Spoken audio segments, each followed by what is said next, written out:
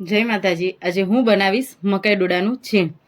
તો તેના માટે મેં મકાઈને છીણી લીધી છે।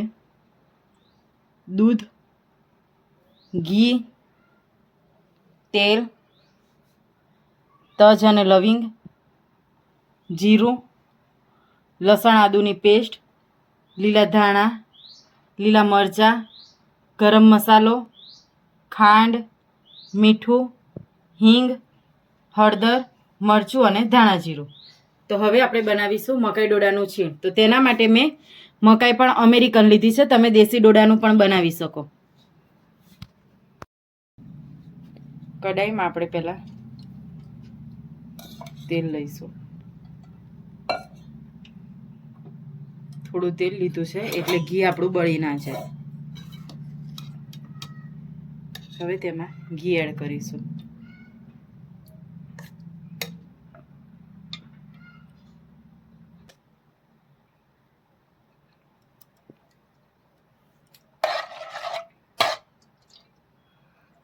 ઘી અને તેલ સરસ ગરમ થઈ જાય પછી તેમાં આપણે વઘાર કરીશું।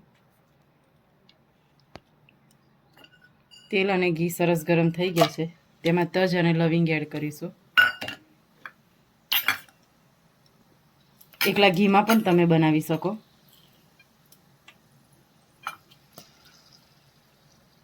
હવે તેમાં જીરું એડ કરીશું।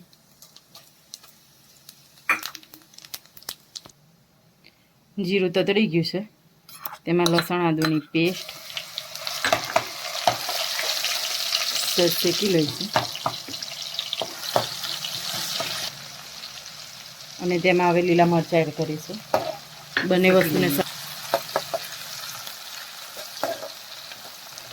લસણ અને મરચાં કાચા ના રહે તેવી રીતે સરસ શેકી લેવાના।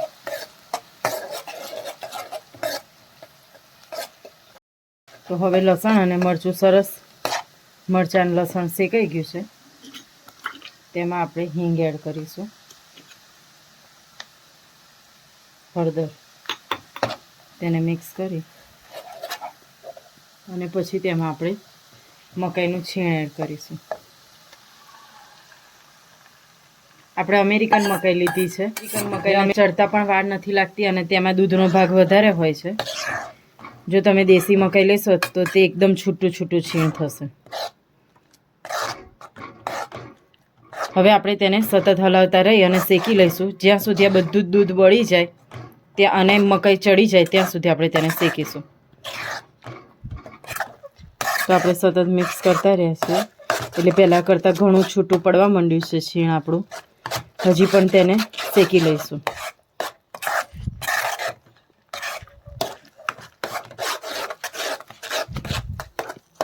જો તમે દેશી મકાઈ વાપરો તો તે એકદમ છૂટું છૂટું થાય છે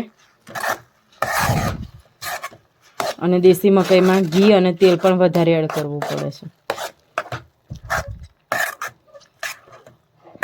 તો હવે આપણું તેલ પણ છૂટું પડવા માંડ્યું છે અને કિનારીએથી આપણું છીણ પણ સરસ છૂટું પડી જાય છે। તો હવે આપણે તેમાં દૂધ એડ કરીશું।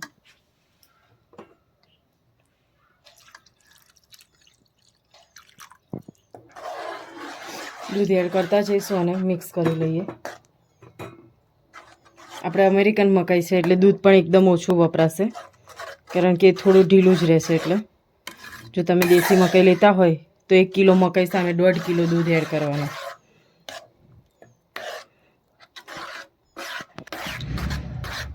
તો આવી જ રીતે દૂધ એડ કરી અને પછી આપણે સતત હલાવતા રહી અને મિક્સ કરી લઈએ।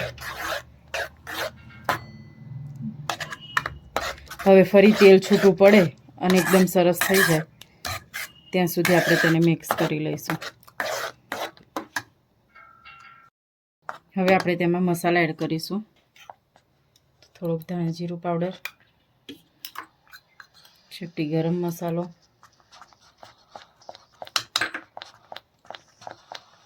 થોડુંક લાલ મરચું પાવડર અને બધી જ વસ્તુને મિક્સ કરી લઈએ। લાલ મરચું આપણે ટેસ્ટ પ્રમાણે એડ કરવાનું છે। લીલા મરચાં જો તીખા હોય તો લાલ મરચું એડ પણ નહીં કરવાનું। જો થોડું મોળું લાગતું હોય તો લાલ મરચું એડ કરવાનું અને ટેસ્ટ પ્રમાણે મીઠું એડ કરીશું।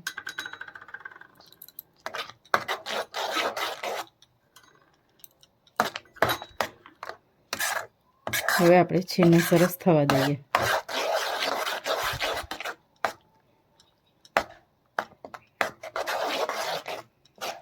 તો હવે આપણું તેલ અને ઘી સરસ છૂટું પડી ગયું છે. તો આપણું મકાઈ ડોડાનું છીણ તૈયાર છે. તો તમને અમારી રેસીપી કેવી લાગી તે જરૂરથી કોમેન્ટમાં કહેજો. અમારી ચેનલને લાઈક કરો, શેર કરો અને સબસ્ક્રાઈબ કરો. તમે અવનવી રેસીપી જોવા માટે કોમેન્ટ કરો કે તમે કઈ રેસીપી જોવા માંગો છો. જય માતાજી. તો હવે આપણું ઘી સરસ છૂટું પડી ગયું છે. તો તેમાં આપણે ખાંડ એડ કરીશું. અમેરિકન મકાઈ ગળી જ હોય છે એટલે ખાંડ આપણે થોડી ઓછી એડ કરીશું. એકદમ ગળ્યો નહીં થવા દેવાનો, સહેજ ગળચટો ટેસ્ટ આવે તેવી.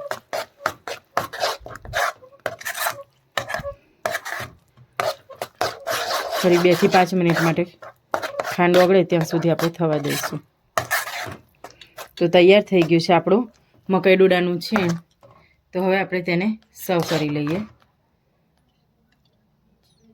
તમને અમારી રેસીપી કેવી લાગી તે જરૂરથી કોમેન્ટમાં કહેજો.